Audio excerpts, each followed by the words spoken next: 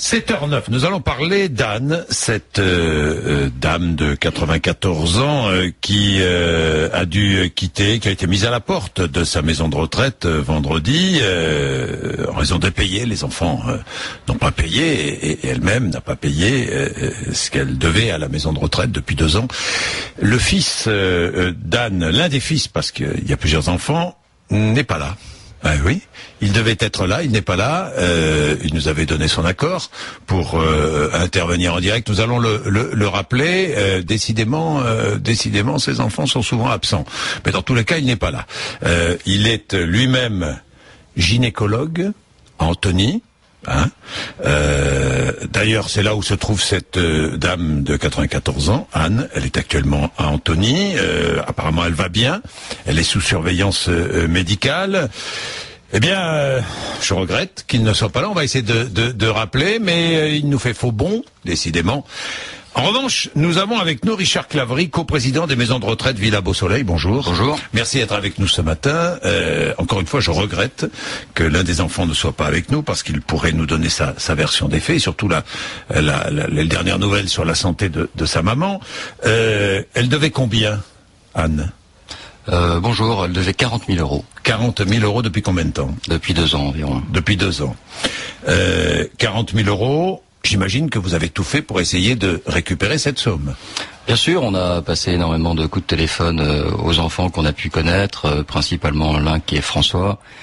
On a écrit des recommandés, on a engagé en dernier recours une procédure judiciaire. Le TGI de Nanterre nous a donné raison, ordonnant de payer.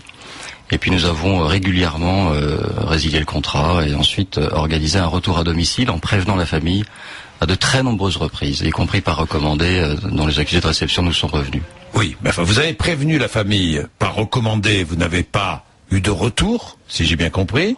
Il y a eu des communications directes au téléphone avec les 2 frères. Mais vous avez quand même décidé d'expulser la dame, cette dame. Nous n'avons pas expulsé une dame. On a organisé son retour à domicile et j'ai eu l'occasion de m'en expliquer hier. Oui. On a été maladroit, je le regrette. On aurait dû ramener la personne chez nous, voyant que la porte était close, alors qu'on pensait qu'elle serait ouverte avec des personnes pour l'accueillir.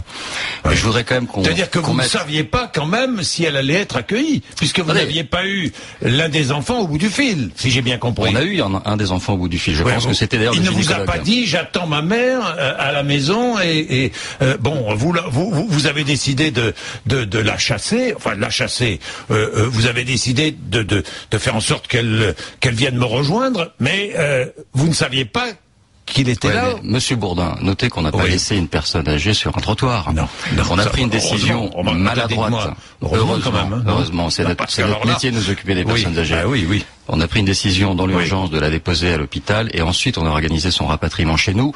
J'ai offert à la famille qu'on reprenne immédiatement leur maman. Elle ne veut pas. Et ils ont refusé, eux. On lui a pas demandé son avis. Je voudrais dire qu'il ne faudrait pas retourner la situation. Non, mais attendez. À chacun ses responsabilités. Les frères jouent les innocents. Alors attendez. Je vais venir sur les enfants. N'ont pas payé ce qu'ils nous doivent depuis pratiquement 2 ans. Alors, la famille a des moyens. La grand-mère, cette dame, qui est leur maman, à des retraites de 2700 euros par mois. Nous avons proposé des solutions, nous avons proposé des échéanciers, nous avons proposé de les aider pour trouver une maison ailleurs. Rien n'a jamais été fait. Savez-vous, Monsieur Bourdin, combien de fois ils sont venus voir leur mère en 2 ans? Non. 2 fois seulement. Seulement 2 fois. Alors, elle a 4 enfants. Est-ce que vous savez qu'on a... 4, je crois. Ils sont 4. Oui. On a appelé, je crois que c'est Alain, qu'on a appelé le 18 décembre. Il n'a rien fait. Il n'est pas venu. Il s'étonne sur les radios qu'il n'était pas au courant. Il fait écrire son avocate le 28 décembre. Mais tout ça, c'est faux. Il savait très bien qu'on avait un problème et qu'on devait raccompagner sa maman chez lui ou chez son frère. Il n'a rien fait.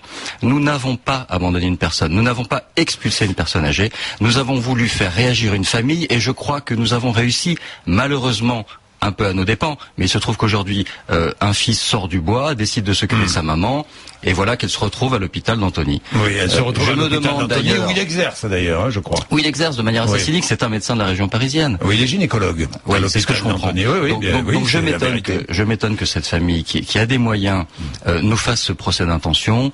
Je suis, encore une fois, désolé, mais je suis solidaire de mon équipe sur le fait que cette décision maladroite n'aurait pas dû être prise. Je dis que c'est une décision de placer la maman dans l'hôpital le temps de réfléchir, alors qu'on aurait dû immédiatement la reprendre chez nous. On est d'accord sur beaucoup de points, Richard Claverie. J'en suis heureux. Simplement. D'abord, je voudrais souligner, donc, encore une fois, nous avons réessayé d'appeler le fils. Il ne répond pas, il nous fait faux bon, décidément, il a l'habitude de faire faux bon, j'ai l'impression, à tout le monde, et notamment à toutes les sollicitations d'où qu'elles viennent. Dans tous les cas, il nous fait faux bon.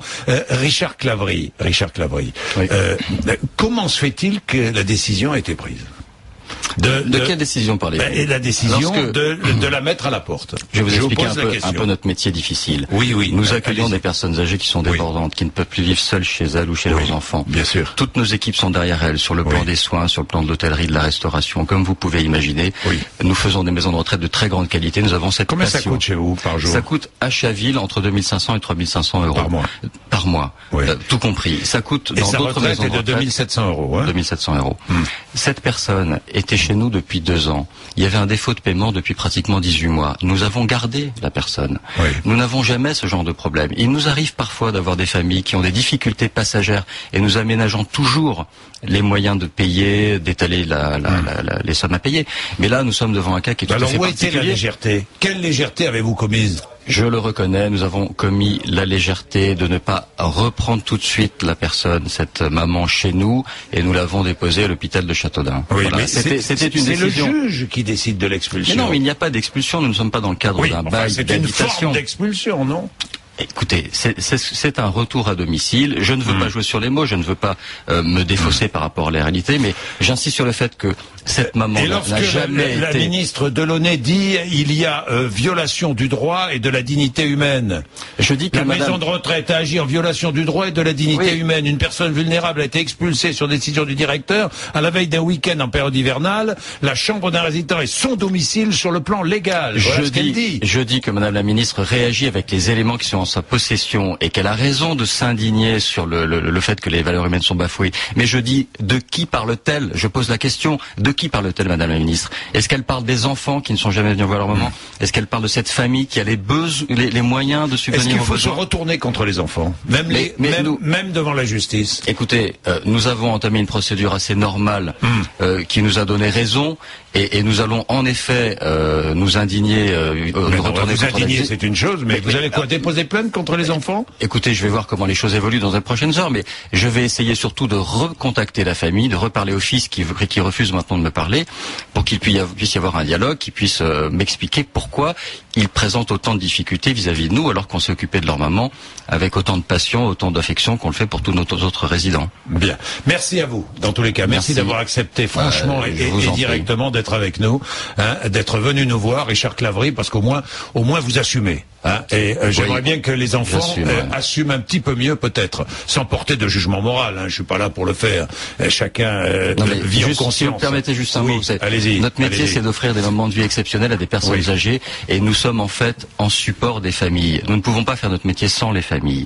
Quand les familles n'existent pas, nous mettons en place des dossiers d'habilitation à l'aide sociale. Nous avons beaucoup d'outils qui sont fournis par les autorités de contrôle, les ministères. Mais ici, nous avons le cas d'une famille qui existe, qui est en région parisienne. Vous avez un gynécologue, vous avez un conseiller de gestion de patrimoine, vous avez une petite fille avocate.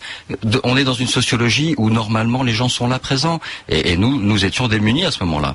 C'est la première fois qu'on a eu ce cas-là, et voilà, je suis... Et ce sera la dernière. Et ce sera la dernière.